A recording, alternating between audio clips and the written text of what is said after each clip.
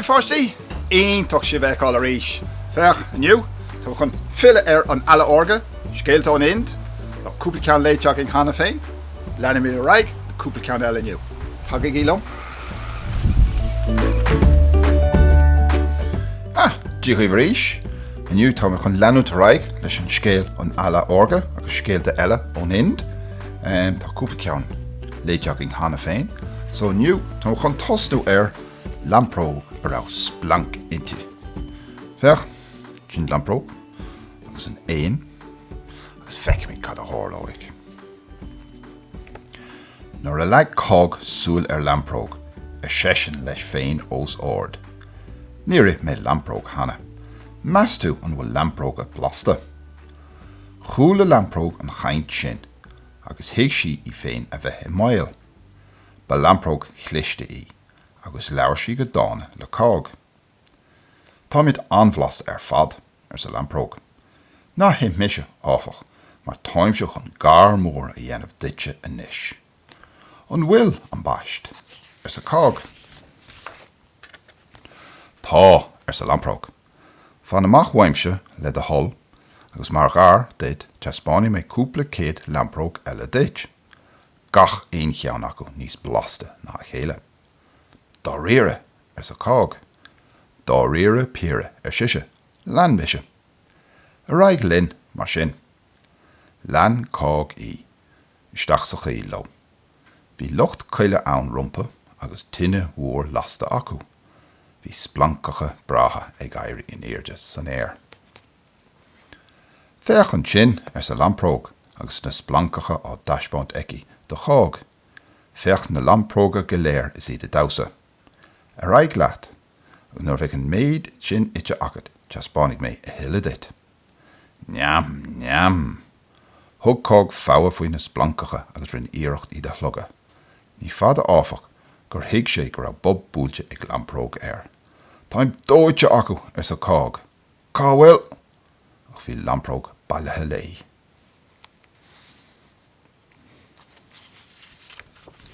Nes, rach mi de raig, chig. Cad is anam dit.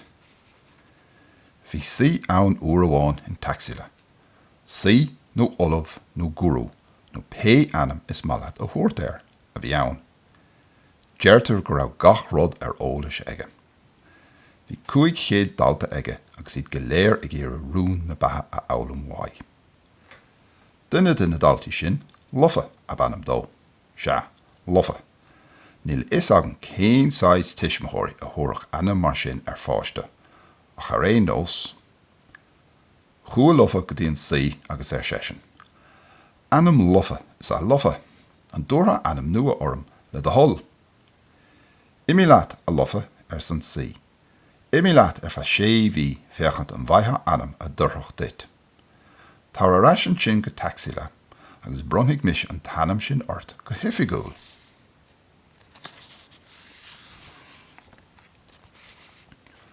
Tá go maith sa lofa. Bhí lofaic tnú go mór le hanam nua a áil, mar bhí animnacha bratha ar a cháirde go léir. Krishna, Arjun, Tulsidas, Kabir. Gach sé sásta le hanam éigen mar sin, agus ansásta.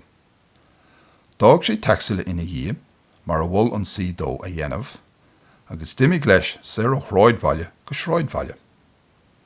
Bhí socrad a siúil I gceann na shráidbhailte sin. Cén tanam a bhí an bhar a chailg sa lofa. Bio a bannam dó sa garsún cosnochta leis. Bio an ha, agus tá bio marmh, tá san garsún cho marmh le scadán. Well, sa lofa leis féin. Má tá bio marmh, béidir, in dhear na dála, nach chu táhacht bit ag baint leis an anam atá oran. As go brach leis a rís mar a dárdaigh an sí dó. Casach chalín óg air. An créitúr bocht bhí si cho lag sin nach raibh sin an a lámh a chur amach chun déirc a lorg. Is beag a bhí ag lofa le tuairt de, ach tar éis dó a fócaí a ransú, tháinig sé ar bhain airgad nó gó. Cad is anam duite a sesin lei, agus ó gá bhain de. Sever a siise, be lagach glór. As go brach le lofa an sin agus a bhach nó bhá dhéanamh aige. Chalín fíormhocht agus sever is anam dé. Tá bio marmh agus tá sever chu bocht le barnach. In nearna dála sa lofa leis féin, béidir nach chuil sé tábhacht bith ag baint leis an anam atá oring. Níomh ada gur casach fearr an móthar Bhí cuma cliste ach feas lofa gur a rud éigean cear leis. An meisce tá sé nó rud éigean mar sin sa lofa leis féin. Béidir goil seachrán éigean Tá an lá an-te tar éis an tail. Ba cheart ó hata a chahabh. Cá bhfuilm san fearr le lofa. Níl is agad cá bhfuil tú sa lofa leis. Níl sesin, ag gur tacaíocht a bhaint amach atáim. Ní bheadh an bóthar ag tacaíocht arolalas agad. Bheadh gan áras sa lofa. Siar an bailach sin. Bhí an strantéir anmhaoch de. Sláán a bhuachal sesin. Go nairaí an bóthar leat, túair airad dit féin. Neadar cén tanam a bhí mar ghine sa lofa leis féin an sin. Gléis sé ina dhé. Béidir go bheiceigh mé an tacaí le thu sesin. Cad is anam dit. Tróirí sa mghine. Tróirí sa lofa leis féin. Tróirí stré. Well, a le héad.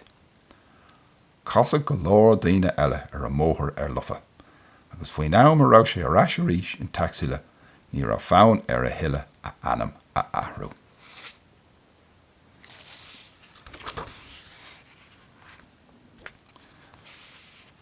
Scéaltas an phréacháin.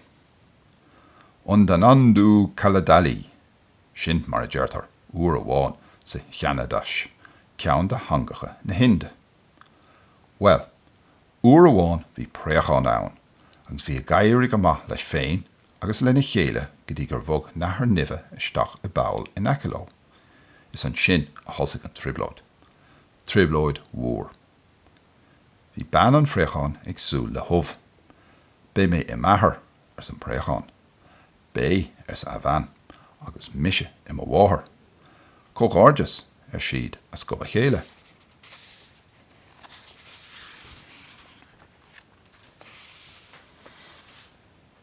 Ach ní fada a bhhair an gáirdeas for Ní raibh an scalamáin a dhá lá d'aois nuair a rug an nathair I lár na híthe. Bhí anbhrón na phréacháin. Nuair a tháinig an dara scalamáin thar an rud céanna dó. A cad a déitadís a dhéanamh. Bheith chu fannacht ina núiseacht an ihe go léir chun an scalamáin a chosint an nathair.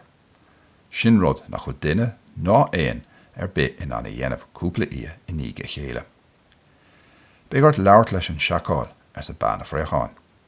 Tá sesin glic. Beige is ag siúd cad is ceart a dhéanamh. Chua an phréacháin chun cainte leis an scéal. Well, sa a bhean nuair a tháinig sé arás. An bhfuil plán agat. Tá san phréacháin. An phlean. Bhí an ceart agat. Tá an scéal sin tharbh ag glic. Is plán dan téireach ach airóigh lom le cúnamh dé. Bí cuaramach sé leis.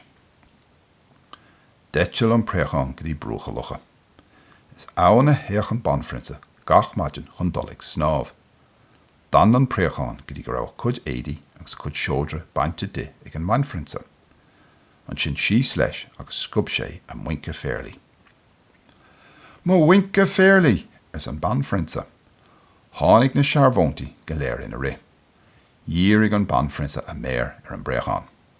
Féach, tá mo muince féirlí aige ina rob. Ná lig dó éilú, lenaigí As go brach leis an bréacháin agus fithe searbhónta sa tóir Nuair thris sé Paul na nathrach, scaoil sé leis an muince agus síos lé isteach sa fáil. Tháinig na searbhóntaí agus gath sá ionta. Thosaigh siad ag tochailt sa fáil. Chur an nathair a cligan amach. Hey, cad sa geal buí atá? Níor éirigh lé an abart a chríochnú. Fu sí rop de scín ó ghuine de na searbhóntaí agus maríoch an tortaí. Déimigh na searbhóntaí agus an muince féir le acu. Bhí siad ansásta lo féin. Bhí an banfrinsa ansásta freisin. Agus, nói, bhí na phréacháin thar a sásta. Bhí scéal brás sanna acu in dhé sin. Ja. Sin scéalta eile ón ind, súla gur haithn siad libh, agus lena míad ar aig, an céadú eile, go dtí sin, slán tamil.